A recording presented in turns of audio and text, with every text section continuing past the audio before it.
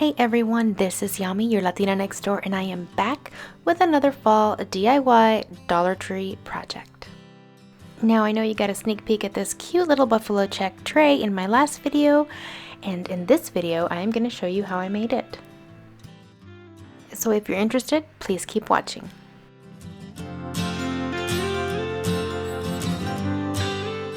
So the first thing you're going to need is this 11 by 14 frame I got at Dollar Tree and a couple of dowels. These were left over, yes, from my Pottery Barn mirror dupe. I cut 2 in 7 inches and 4 in 1.5 inches. The larger ones were 3/8 inch dowels and the little ones were 1/4 inch dowels. I use this spray paint for my frame and dowels. You can use whatever color you like, but I'm kind of wanting to add copper to my fall decor this year.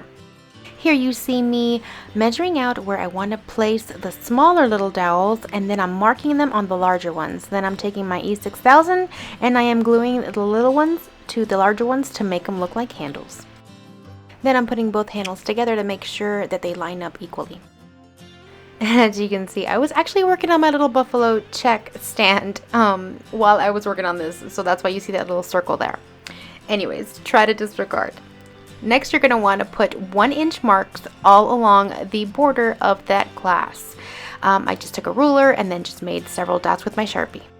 Then I simply used some old washi tape that I had never used, and I started marking my lines where I was going to paint them. I was marking every other line, as you can see here. The ones that are thinner are going to be the ones I don't paint, and the wider lines are going to be the ones that I do.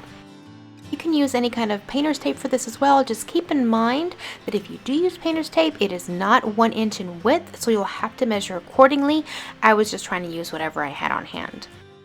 Now, unlike my last buffalo check tutorial, we are going to work our way backwards. So we are going to start doing the darker intersections first, because I am going to end up flipping the glass and using the other side. So you're going to want to go ahead and put down your horizontal tape as well. So now you're going to want to paint the squares that darker color where the two lines intersect. Then you are going to remove one of these sets of tape. Then you're going to want to paint the first set of lighter stripes. You don't have to go over the dark gray. I did, and I actually prefer not to, just because it'll be easier for the next step. But just continue painting all those stripes. I went ahead and gave it 2 coats. Then you are going to remove that tape. I didn't show this step, but you're going to have to add back the horizontal stripes that you removed. Once you put them back on, you are going to paint the other set of light stripes, as you see that I'm doing right here. Now, as I mentioned earlier, it would actually have been easier for me to tape this back on if I hadn't painted all over the darker squares, but you can still do it. As you can see, I was able to find my way and put them back where they used to go. Then it's time to remove those last pieces of tape. Then the last painting step is to go back through those remaining squares that are still unpainted and add your white. Now once it's dry and you flip it over, this is what it looks. You can actually see the paint streaks, and I actually like it because it looks like it's fabric underneath.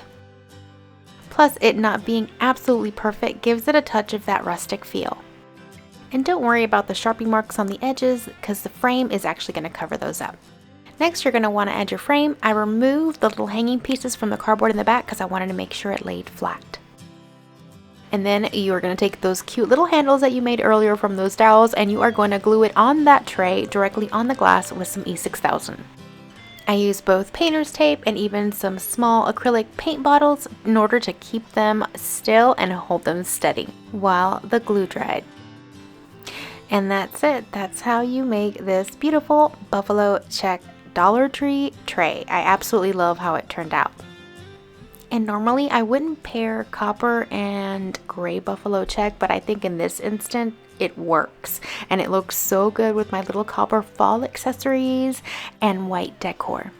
Now obviously this tray is not fully functioning. I would not pick it up by the handles with all that stuff on it. However, my son did pick it up with several of my succulent pumpkins, and I almost had a heart attack, but surprisingly enough, it did not fall apart. And please give this video a like if you love how this tray turned out, and consider subscribing so you can get more awesome DIYs just like this. Now I'm curious, what colors would you use in this kind of tray? Go ahead and hit me up in the comments below and let me know. Okay, I got more fall DIYs coming your way, so make sure you stick around and I will see you guys in the next video. Until then, adios!